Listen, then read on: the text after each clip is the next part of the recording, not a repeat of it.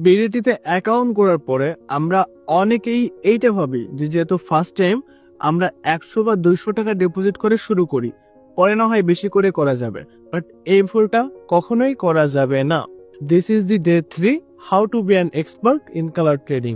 BDT থেকে আমাদের প্রত্যেককে কিন্তু ডিপোজিট বোনাস দেওয়া হয়, আর এই ডিপোজিট বোনাসটা আমাদের প্রথম 3বার ডিপোজিট থেকেই দেয়।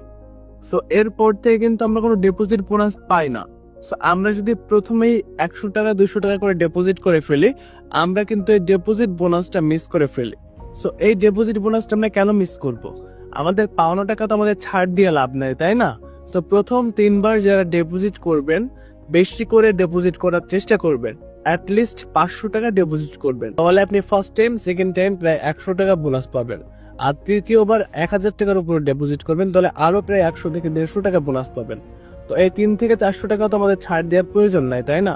সো এই জন্যই প্রত্যেকটা ব্যক্তি ফার্স্টে যখন ডিপোজিট করবেন, অবশ্যই একটা বড় অ্যামাউন্ট ডিপোজিট করবেন। Thank you so much.